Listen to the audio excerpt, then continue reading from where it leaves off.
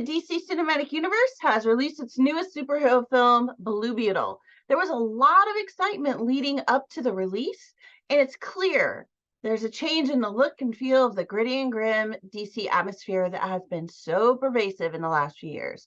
I get the feeling that DC was really hoping that Blue Beetle would be their answer to Marvel's Spider-Man. So, how did they do? As we get into the film, remember, subscribe and get more videos from me, and also leave a comment below because I really want to know what you think about the movie. So the gist of the film is that Cord Corporation is developing new super soldier technology based on alien tech called the Scarab, which looks a lot like a blue beetle. When the Scarab chooses Jaime, it sets in motion the plot to either get the Scarab out of Jaime or to download the code from it so that Cord can keep making their super soldiers for lots and lots of money. That is a really simplified version of the plot, but it still gives you a sense of the film without spoilers. So Blue Beetle gets a lot of things right and wrong. Well, they don't hit the level of Spider-Man. It is an entertaining film. One thing they do get right is the casting. Xolo Maridueña, who plays Jaime Reyes, also known as the Blue Beetle, he's a great choice, a good actor, very personable, and he can fight, having spent several seasons playing Miguel Diaz in Netflix's series Cobra Kai. However, we don't really see any of his fighting skills in the movie, which kind of makes sense because it is his origin story, but I would have liked to see us a little more of that. Our villain is Victoria Cord, played by Susan Sarandon, who does a fantastic job. Other familiar faces include George Lopez as Rudy Reyes, and he adds a bit of comedy, and Damián Alcázar, who adds a sincere fatherly presence to the film. He's a really wonderful addition. And then we have Belissa Escobedo playing Jaime's sister Milagro. She's someone I haven't seen before, but who is surprisingly good. I really liked her. I want to see more of her. The one character who didn't gel for me was Adriana Barraza as Jaime's grandmother. The whole time, she just kind of looked like a young person wearing old person makeup. And there were points when she really overplayed her role in a farcical or, I don't know, almost like maniacal way that just didn't work for me.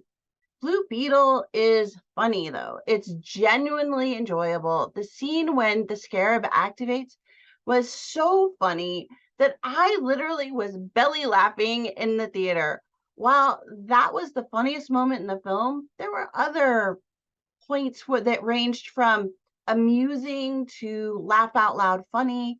And I do think that getting the audience to laugh is always a win, since laughing is a sincere form of enjoyment and it kind of spreads throughout the theater when it happens. However, there were a few points where they were clearly going for laughs that didn't quite stick the landing, and I think that's what went wrong with Jaime's grandmother. Anyway, I love that Jaime, who is an American or Mexican American, is the first generation of his family to go to college.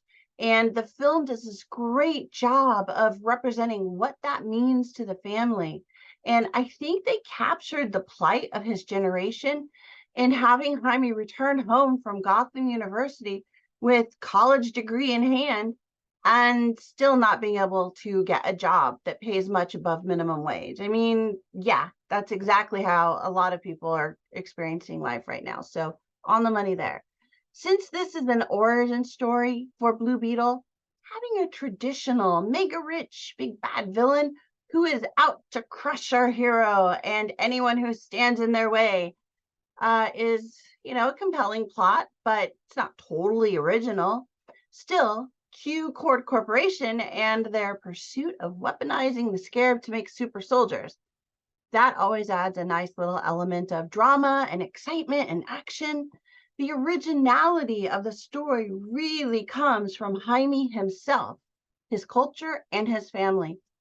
In most superhero films, the sidekicks and the team are friends and colleagues, and the hero has to hide their identity from their family and the people that they love who surround them.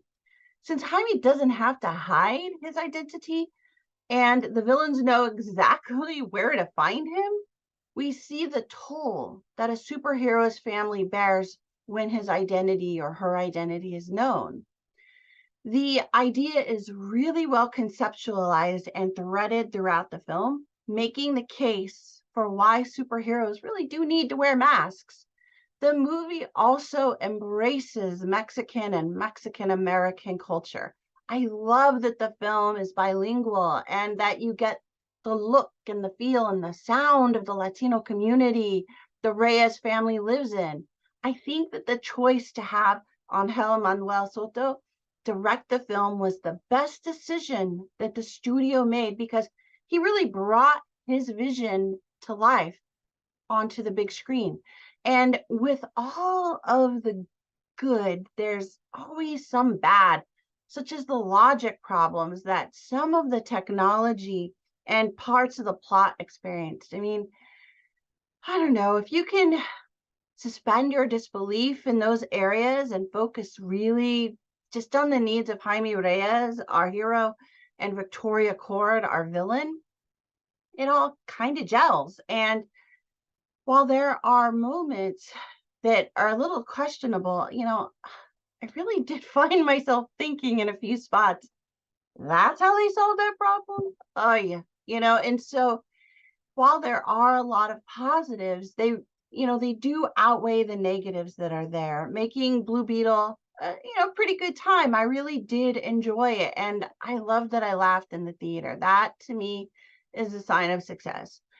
You know, this is a good end of summer film, but with kids already returning to school, I think they might have missed their best launch point for the theatrical release. I don't know why they delayed it, but whatever. Someone with a marketing degree made a decision, and here we are.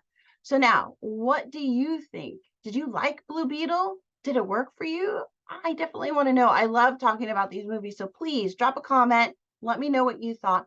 Also, be sure to hit subscribe and get more videos from me. And if you like the review, give me a thumbs up. I would be super duper grateful. All right, everybody. Thanks so much. I will see you again soon. Bye.